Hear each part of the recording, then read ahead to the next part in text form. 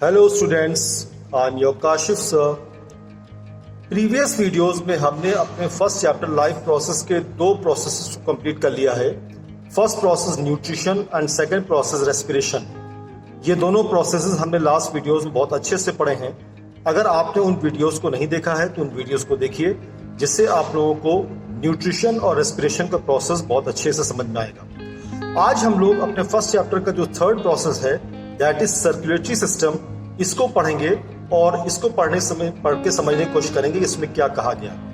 तो जैसे कि आप देख रहे हैं, सर्कुलेटरी सिस्टम में लिखा हुआ है कि it is a transport of gases, ठीक है, जिसमें कि ऑक्सीजन हो गया, कार्बन डाइऑक्साइड हो गई, वाटर हो गया, फूड है, हार्मोन्स हैं, एंजाइम्स हैं।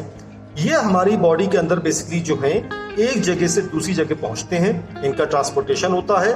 और इस तरह के ट्रांसपोर्टेशन को हम लोग क्या बोलते हैं? इंटरनल ट्रांसपोर्ट, ठीक है।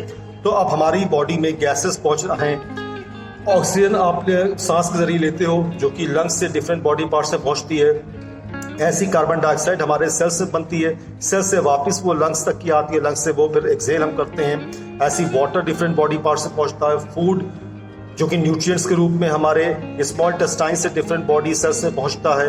हार्मोन्स हमारे ग्लैंड से दूसरी जगह पहुंचते हैं। एंजाइम्स जो कि केमिकल सब्सटेंस हैं, ये डिफरेंट बॉडी पार्ट से पहुंचते हैं। तो इस तरह से एक जगह से दूसरी जगह किसी भी चीज का पहुंचना, जितनी चीजें मैंने यहाँ पे मेंशन की, इनका एक जगह से दूसरी जगह पहुंचना इंटरनल ट्रांसपोर्ट कहलाता है। अब इंटरनल ट्रांसपोर्ट अगर हम ह्यूमंस से बात करें, ठीक है, वैसे तो हम एनिमल्स भी कह सकते हैं, लेकिन स्पेसिफिकली हम लोग ह्यूमंस के बारे में पढ़ रहे हैं। तो अगर ह्यूमंस की बात करें तो इंटरनल ट्रांसपोर्ट को हम क्या बोलते हैं? Circulatory system. इस इंटरनल ट्रांसपोर्ट को हम सर्कुलेटरी सिस्टम बोलते हैं। अब ये सर्कुलेटरी सिस्टम के कुछ पार्ट्स हैं, यहाँ पे आप देख रहे हैं मैंने लिखा हुआ है पार्ट्स ऑफ सर्कुलेटरी सिस्टम। तो इसमें सबसे मोस्ट इंपॉर्टेंट जो पार्ट है दैट इज हार्ट, जो कि एक पंप की तरह काम करता है। जैसे कि आपके घर में पानी के पंप होते हैं, पानी के पंप का क्या काम होता है कि वो बेसिकली पानी को पंप करता है दूसरी डिफरेंट वेज में, है ना। आप पानी के पंप से जो है आप अपने वाटर पाइप को कनेक्ट करते हैं और वाटर पाइप के जरिए पानी जो है आपकी टैंक तक की या दूसरी जगहों पे पानी पहुंचता है, ठीक है। तो इसी तरह से हार्ट जो है वो आपके ब्लड को पंप करता है डिफरेंट बॉडी पार्ट्स में, डिफरेंट बॉडी पार्ट्स सेल्स में, ठीक है। अब इस हार्ट के जरिए ब्लड पंप तो हो गया, लेकिन अब उस ब्लड को कौन ले जाएगा? उसका पाइप कौन कौन से हैं? तो यहाँ पे 3 ब्लड वेसल्स आप देख रहे हैं, मैंने लिखा हुआ है आर्टरीज, जो कि मेनली वो ऑक्सीनेटेड ब्लड को लाती हैं। आर्टरीज ऑक्सीनेटेड ब्लड को लाती है, मतलब जिसमें ऑक्सीजन होती है। वेन्स जो कि डीऑक्सीनेटेड ब्लड को लाती हैं, जिसमें कि कार्बन डाइऑक्साइड होती है। और कैपिलरीज क्या होता है? ये बेसिकली आर्टरीज और वेन्स के बीच में इंटरकनेक्टेड होती हैं और ये एक्सचेंज में हेल्प करती है, ठीक है। कार्बन डाइऑक्साइड को ऑक्सीजन से, ऑक्सीजन को कार्बन डाइऑक्साइड में एक्सचेंज करने में हेल्प करती हैं। इन सब चीजों के बारे में हम लोग डिटेल में नेक्स्ट वीडियोज में पढ़ेंगे, ठीक है। अब उसके साथ साथ अभी हमें समझ में आ गया कि हार्ट जो है ब्लड को पंप कर रहा है। किसके जरिए पंप कर रहा है? आर्टरीज, वेन्स और कैपिलरीज के जरिए। अब यहाँ पे वही चीज है कि क्या चीज पंप हो रही है, ठीक है, किस चीज को पंप किया जा रहा है? तो उनको हम बोलते हैं सर्कुलेटरी मीडियम। सर्कुलेटरी मीडियम कौन कौन से होते हैं? ब्लड होता है और लिम्फ होता है, ठीक है। Lymph is also circulatory medium. इसके बारे में भी हम लोग नेक्स्ट वीडियोस में डिटेल में पढ़ेंगे। तो ब्लड और लिम्फ जो होते हैं वो आर्टरीज, वेन्स या कैपिलरीज में अपनी अपनी मतलब वेसल्स में ये बेसिकली पंप होते हैं। किसके जरिए? हार्ट के जरिए, और डिफरेंट बॉडी पार्ट्स में ये पहुंचते हैं। क्लियर हो गया? तो ये पार्ट्स ऑफ सर्कुलेटरी सिस्टम हो गए। अब सर्कुलेटरी सिस्टम के फायदे क्या हैं? तो सर्कुलेटरी सिस्टम की अगर हम बात करें तो सर्कुलेटरी सिस्टम में गैसेस एक जगह से दूसरी जगह पहुंचती हैं। न्यूट्रिएंट्स जो हमारे खाने में मौजूद हैं, carbohydrate, protein, fat, vitamin, mineral, ये सब जो है ये हमारे स्मॉल इंटेस्टाइन से डिफरेंट बॉडी सेल्स में पहुंचते हैं।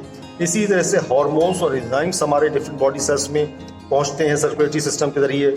हमारे अंदर जो सेल्स के अंदर जो वेस्ट बनता है, यूरिया जिसको हम नाइट्रोजनस वेस्ट बोलते हैं, ये हमारे एक्सक्रीटरी सिस्टम तक पहुंचता है और फिर ये फिल्टर होकर के यूरिन के रूप में ये आपकी बॉडी से बाहर आ जाता है। तो वेस्ट को भी ट्रांसपोर्ट करने का काम कौन कर रहा है? Circulatory system. इसी तरह से हमारी पूरी बॉडी में हीट को मेंटेन करने का काम, हमारी पूरी बॉडी टेम्परेचर को मेंटेन रखने का काम कौन करता है? ये भी सर्कुलेटरी सिस्टम के लिए हो रहा है, जिसमें कि ट्रांसपोर्टेशन ऑफ हीट होता है। इसके साथ साथ एक बहुत इंपॉर्टेंट दूसरी चीज भी है कि हमारे इसी सर्कुलेटरी सिस्टम में जो हमने आपको बताया था सर्कुलेटरी मीडियम्स होते हैं, और वो कौन मीडियम है? ब्लड और लिम्फ। तो ब्लड में आपने ऑलरेडी प्रीवियस क्लासेस पढ़ा हुआ है कि मेनली 3 सेल्स होते हैं, आरबीसी, WBC एंड प्लेटलेट्स। तो WBC क्या होता है, इनके अंदर बेसिकली जो है ये हमारा जो पैथोजेंस या हमारे अंदर जो बैक्टीरिया वायरसेस जो कि हमें बीमार करते हैं, वो जब हमारे अंदर एंटर करने की कोशिश करते हैं तो हमारा बॉडी का एक सिस्टम होता है जिसको हम बोलते हैं इम्यून सिस्टम। ये इम्यून सिस्टम जो बनाने का जो काम है वो भी WBC करते हैं, ठीक है। तो WBC जैसे मैंने लिखा, contain cells that fight infection. तो WBC जो होते हैं ये हमारे अंदर जो अगर किसी तरह का कोई इन्फेक्शन मौजूद है या इन्फेक्शन पहुंचने की कोशिश कर रहा है तो उसका अगेंस्ट में फाइट करने का काम करते हैं, उससे लड़ने का काम करते हैं और हमें बीमार होने से बचाते हैं। तो आप देखिए कि किस तरह से जो है सर्कुलेटरी सिस्टम हमारे लिए काम का है। गैसेस है, न्यूट्रिएंट्स है, हार्मोन्स हैं, एंजाइम्स है, वेस्ट फ्रॉम सेल्स जो है वो बाहर आना है, इसी तरह बॉडी की टेम्परेचर को मेंटेन रखना है, फाइट इन्फेक्शन से फाइट करना है। तो हर तरीके से जो है ये हमारा सर्कुलेटरी सिस्टम हमें बचा रहा है। तो होपफुली आपको ये फंक्शन भी समझ में आ गए होंगे, आपको जो पार्ट्स ऑफ सर्कुलेटरी सिस्टम है ये भी समझ में आ गए होंगे, साथ ही साथ में इंटरनल ट्रांसपोर्ट क्या होता है और ये इंटरनल ट्रांसपोर्ट हमें कैसे हेल्प करता है। ये आज की वीडियो में आपको बहुत अच्छे समझ में आया होगा। नेक्स्ट वीडियो में हम लोग ओपन सर्कुलेटरी सिस्टम और क्लोज सर्कुलेटरी सिस्टम के बारे में बात करेंगे। Till then have a good bye.